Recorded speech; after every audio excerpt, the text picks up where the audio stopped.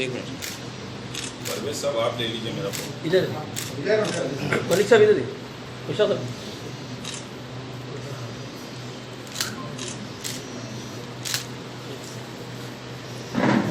ایک منٹ.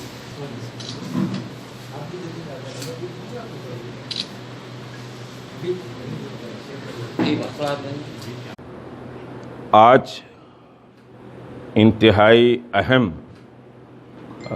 انکشاف اور ہماری 2 مساجد کے تعلق سے ہم بات کرنے کے لیے بیٹھے ہیں.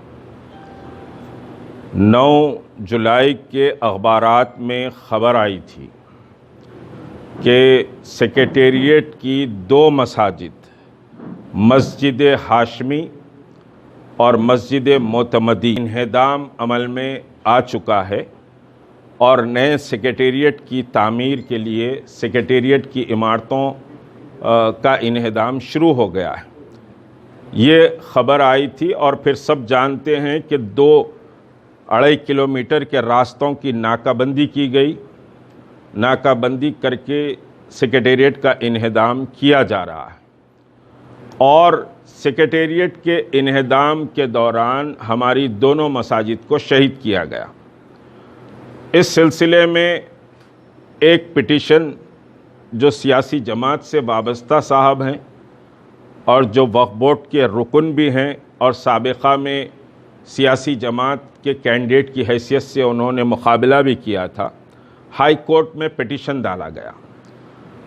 بڑے حیرت کی بات ہے کہ جس روز پٹیشن ڈالا گیا اسی روز یہ پٹیشن ڈسپوز بھی ہوا اور پٹیشنر کی رضامندی سے ڈسپوز ہوا.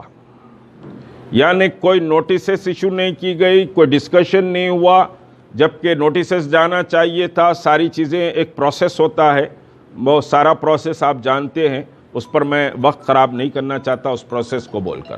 اسی روز ڈسپوز ہوا اور یہ کہ ڈسپوز جو ہوا، حکومت کے پلیڈر نے یہ کہا کہ مسجدیں ہم شہید نہیں کیے ہیں بلکہ وہاں پر ملبہ گرا ہے، ڈبریز گرے ہیں، جس کی وجہ سے مسجد کولیپس ہوئی ہے. ہائی کورٹ کا آرڈر میرے پاس یہاں پر مکمل ہائی کورٹ کا آرڈر موجود ہے کہ مسجد کولیپس ہوئی اور ایک مسجد کا تذکرہ اس کیس میں آیا. مسجد حکومت نے کہا کہ ہم مسجد نہیں توڑے ہیں، مسجد پہ ملبہ گرا ہے، اور یہ فون بند کر دو میں، مسجد پہ ملبہ گرا ہے اور ملبے سے سمجھیے مسجد کولیپس ہوئی. یہ سمجھیے کہ بات حکومت نے تسلیم کی. حکومت نے تسلیم کیا وہاں مسجد تھی. حکومت نے یہ بھی کہا کہ مسجد نہیں ہے، اور حکومت کا جو بیان آج آرڈر میں ہے ہائی کورٹ کے، نو مسجد ایگزسٹنگ ان سیکریٹریٹ ناؤ، یعنی کوئی مسجد اب سیکریٹریٹ میں نہیں ہے، یہ ہائی کورٹ کے آرڈر میں. اور اس کے ساتھ یہ سمجھیے کہ گورنمنٹ پلیڈر نے کہا کہ حکومت وہاں سیکریٹریٹ بنا رہی ہے اور اس سیکریٹریٹ میں ایک مسجد بھی بنائی جائے گی. چیزیں ہوتی ہیں وہ کس کی کسٹڈی میں ہیں، کم از کم اب تو حکومت بتا دے، کیونکہ یہ نقشے کے بعد یہ واضح ہو گیا ہے کہ دونوں مساجد حکومت نے گرا دی. یہ کوئی ملبہ گرنے سے نہیں گری. تو مساجد میں قرآن مجید جانماز کس کی کسٹڈی میں ہے، حکومت کم از کم اب تو بتا دے. یہ ایک بات. دوسری ایک اور چھوٹی سی بات میں کہتے ہوئے پھر خبر صاحب جو TRS کے ہیں، ہاں نہیں ابھی تو میں نہیں کہہ رہا ہوں، ٹھیک ہے اطلاعات ہم کو ملبے میں ڈال کے پھینک دینے کی، لیکن اب حکومت بتائے، سیاسی جماعتیں بتائے کہ کہاں ہیں. اگر ملبے میں پھینکا گیا ہے تو خدا کی قسم یہ حکومت پر اللہ کا ایسا عذاب آئے گا کہ اس کا حکمران نہیں بچ سکے گا، اس کے عقاب چکنا چور ہو جائے گا، نہ حلیف بچے گا. اس وجہ سے کہ کلام اللہ کی بے عزتی خدا کی قسم ہم سمجھے کہ برداشت نہیں کر سکتے. قرآن تو وہ کتاب ہے جس کو قرآن میں خود فرمایا گیا کہ تم پاک اور مطہر ہو کر اس کتاب کو ہاتھ لگاؤ. فی کتاب مکنون، کہ یہ تو کتاب سمجھیے کہ اللہ کی کتاب ہے، اس کے رموز کچھ اور ہے، اس پر بات نہیں کروں گا. تو قرآن کو اگر سمجھیے ملبے میں پھینکا گیا ہے تو اللہ ان کے حلیفوں کو اور اس اقتدار کو تباہ برباد کر دے، اور اس کی بربادی کے لیے ہم سمجھیے کہ خون پسینہ بہائیں گے، ہم خالی ہاتھ اٹھا کے بیواؤں کی طرح سمجھیے کہ بددعا نہیں دے رہے ہیں، ہم اپنا خون پسینہ بہا کر اس کو برباد کرنے کی کوشش کریں گے اور اللہ ہمارا ساتھ دے گا۔ دوسری چھوٹی سی بات یہ ہے، دیکھیے وقف بورڈ چیئرمین وقف بورڈ کی بات کی جا رہی ہے۔ بھائی وقف بورڈ جب ڈائریکٹ چیف منسٹر اس کی سمجھیے کہ ساتھ کھڑی ہوئی جماعتیں انوالو ہے تو وقف بورڈ بیچارہ کیا کرے گا؟ وقف بورڈ کی کوئی اہمیت نہیں ہے۔ اور جہاں تک کہ وقف بورڈ کا سوال ہے، وقف بورڈ کے چیئرمین کا تعلق ہے، چیئرمین سمجھیے کہ صاحب نااہل ہو سکتا ہے لیکن بے ایمان نہیں۔ وقف کی لینڈوں کو اس چیئرمین نے نہیں کھایا ہے، وقف گریبرز پر سمجھیے کہ قبضہ کرنے سے اس چیئرمین نے اپنی کوششوں کے مطابق کام کیا، اور مساجد کو بھی آباد کیا ہے اس چیئرمین نے۔ 4 مساجد خود میں نے، ایک مسجد حق گنبد کے آگے پڑی ہوئی تھی، شراب خانہ بن گیا تھا، مورتیاں بٹھا دی گئی تھی، میں نے کہا تو وہ فوری ایکشن میں آیا۔ اللہ کا کرم ہے کہ آج وہاں پر سمجھیے کہ زمین کم ملی ہے لیکن مسجد آباد ہو گئی۔ مسجد عالمگیر نہیں، مسجد اس کے آگے کی، کچھ نام ہے اس کا، تو بہرحال وہ حق گنبدوں کے آگے لیفٹ ہینڈ پر جو ہے وہاں پر تو مندر علاقہ بنا دی گئی تھی۔ میں بولا فوری امیڈیٹ ایکشن میں آیا اور مسجد بن گئی۔ اللہ کا کرم ہے کہ وہاں 5 وقت کی نماز ہو رہی ہے، کافی بڑی مسجد بن گئی۔ تو یہ کہ بھائی وقف بورڈ چیئرمین پہ اب اپنا سمجھیے کہ صاحب سارا الزام لا کے وقف بورڈ چیئرمین پہ لگا رہے ہیں، تو اس میں مجرم تو حکومت اور حکومت کے حلیف ہے۔ بہرحال قمر صاحب جو ٹی آر ایس سے تعلق رکھتے ہیں، فاؤنڈر ہیں ٹی آر ایس کے، بہرحال وہ سمجھے کسی سے فرمائے۔ اسی طریقے سے شہید کیا گیا اور کہا گیا کہ دوبارہ یہ مساجدیں تعمیر کی جائیں گی، لیکن سابقہ میں بھی گرائی ہوئی مسجد کو دوبارہ تعمیر نہیں کیا گیا۔ اب موجودہ سیکریٹریٹ کے 2 مساجد کو سیکریٹریٹ کی تعمیر کے بہانے شہید کر دیا گیا، اور کبھی یہ بات بتائی جا رہی کہ کچھ حصہ اس کا نقصان ہوا ہے، کچھ حصہ منہدم ہوا ہے، فوراً اس کو تعمیر کر دیا جائے گا۔ لیکن بڑے دکھ کے ساتھ، بڑے افسوس کے ساتھ یہ بات کہنی پڑتی ہے، ہم نے کئی دن سے مختلف باتیں سن رہے تھے اور کچھ امید بھی پیدا ہو رہی تھی کہ شاید یہ مسجدیں دوبارہ اسی جگہ پر بن جائیں گی، کیونکہ یہ حکومت سیکولر حکومت ہے، یہ مسلمانوں کی ہمدرد حکومت ہے، اور ان کے ساتھ کئی مسلم احباب لگے ہوئے ہیں، تو شاید اسی مقام پر یہ مساجد تعمیر ہو جائے گی۔ لیکن آج جب ہم نے اس کا سارا نقشہ دیکھا، پلان دیکھا، اور یہ بات بالکل واضح طور پر ہمارے سامنے آئی کہ 2 مساجد کی جگہ 1 مسجد تعمیر ہوگی، اور وہ بھی جس مقام پر شہید کی گئی ہے وہاں سے ہٹ کر دوسرے مقام پر۔ یہ بڑے دکھ کی بات ہے، بڑے افسوس کی بات ہے۔ میں ایک بات یہاں پر قرآن کریم کے حوالے سے کہوں گا، ما کان للمشرکین ان یعمروا مساجد اللہ شاہدین علی انفسہم بالکفر اولئک حبطت اعمالہم وفی النار ہم خالدون۔ مشرکین کے لائق نہیں ہے کہ وہ اللہ کے گھروں کو تعمیر کرے، آباد کرے، یہ تو اپنے نفسوں پر کفر پر شاہد ہیں، اور ان کے تمام اعمال برباد ہوں گے اور یہ جہنم میں ہمیشہ ہمیشہ رہیں گے۔ یہ بات جو کہی گئی ہے مشرکین کے لیے کہی گئی ہے، لیکن اہل ایمان بھی اس میں اپنا کردار ادا کرے، یہ بہت بری بات ہے۔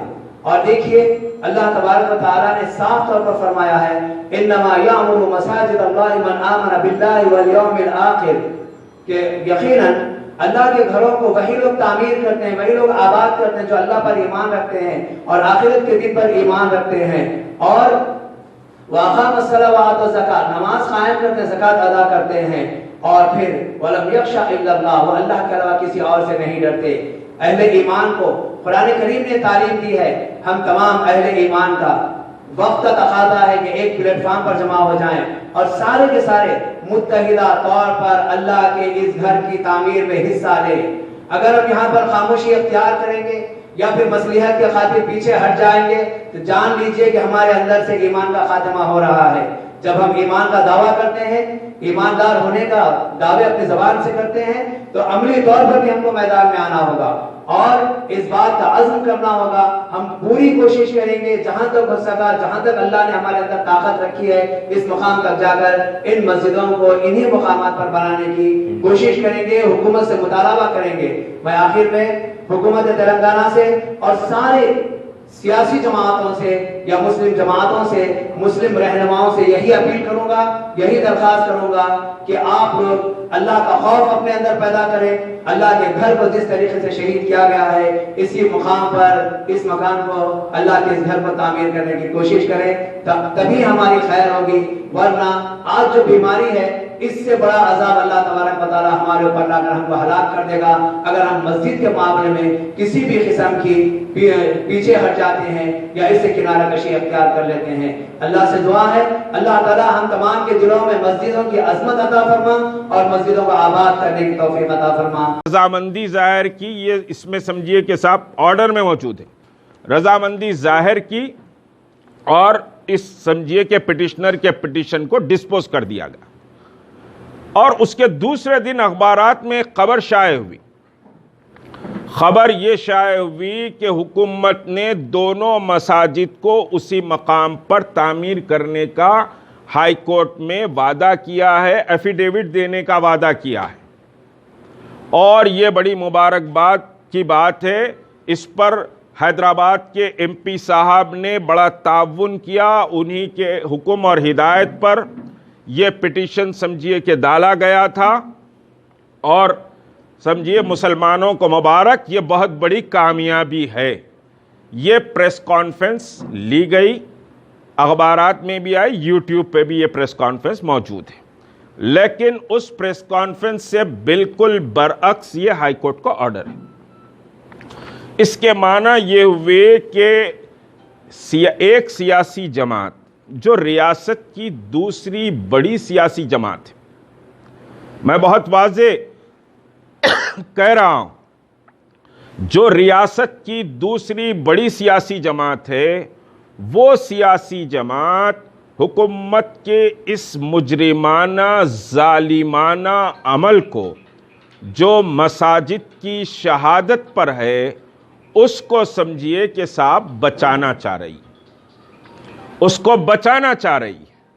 یہ سمجھیے کہ ہم محسوس کرتے ہیں اور اس طرح سے پورا ایک ایپیسوڈ بھی ہے. اور اس ایشو کو ڈائیورٹ کرنے کے لیے بڑی کوششیں بھی کی جا رہی ہیں. لیکن ایک بات بہت واضح ہے، علماء اکرام، مشائخین اعظام اور مسلم دینی ملی جماعتوں کا متفقہ فیصلہ ہے کہ مسجد کے معاملے میں کوئی کمپرومائز نہیں ہو سکتا. مساجد وہیں تعمیر ہونی چاہیے، اس سے ہٹ کر کوئی بات ہم سمجھیے کہ نہیں سنیں گے. اب جو نقشہ آج آیا ہے، جو سمجھیے کہ ہمارے پاس بہرحال ہمارے ایک سورسز سے ہم نے سمجھیے چیف سیکرٹری کے دفتر سے یہ نقشہ ہمارے پاس پہنچا ہے، جس کا سمجھیے کہ 3D VD بھی موجود ہے ہمارے پاس. اس میں جو بات بتلائی جا رہی ہے وہ بات کلیئر ہے کہ مسجد اس مقام پر نہیں ہے. سیکریٹریٹ ٹوٹل 18 ایکڑ پر تعمیر ہو رہا ہے، جو آپریٹیو سمجھے کہ حصہ ہوگا سیکریٹریٹ کا، جو آفیسز ہوں گے وہ 18 ایکڑ پر تعمیر ہو رہے ہیں. مسجد، petrol bunk, shopping complex, fire station 1.25 ایکڑ پر تعمیر ہو رہا ہے. قریب 2 ایکڑ پر، 1.73 ایکڑ پر مسجد، پیٹرول بنک، شاپنگ کمپلیکس اور سمجھیے فائر اسٹیشن، یہ حصے میں مسجد کی جگہ دی گئی ہے. تو 2 مقامات پر جو مسجد تھی اس کو ہٹ کر مسجد کا مقام دیا گیا. سڑک کے اوپر جو مین حصہ ہے، جو RBI سے آپ سمجھیے کہ جاتے ہیں ٹینک بنڈ کی طرف، جو لیفٹ ہینڈ پر سیکریٹریٹ ہے، وہاں پر مندر تعمیر ہو رہی ہے اور فوڈ کورٹس وغیرہ، بس سٹینڈ وغیرہ وہاں تعمیر ہو رہا ہے. مندر مین روڈ پر تعمیر ہو رہی ہے. مسجد سیکریٹریٹ کے پیچھے یعنی مین کمپاؤنڈ کو جو حصہ لگتا ہے وہ سمجھیے کہ وہاں مسجد تعمیر ہو رہی ہے. اب مجھے سمجھیے کہ آپ یہ بتائیں، عالی شان سیکریٹریٹ بن رہا ہے، اس پر بحث نہیں کرنا چاہوں گا. آپ مجھے یہ بتائیں کہ CM صاحب نے کہا مسجد کے اوپر فوری ری ایکشن آیا، ہم نے یہاں پر سمجھیے کہ ایکشن کمیٹی بنائی، اس کے بعد دوسرے علماء کا بھی ری ایکشن آیا. اور ایکشن کمیٹی میں مسلم علماء، دانشور، دینی ملی جماعتیں اس ایکشن کمیٹی میں موجود ہیں۔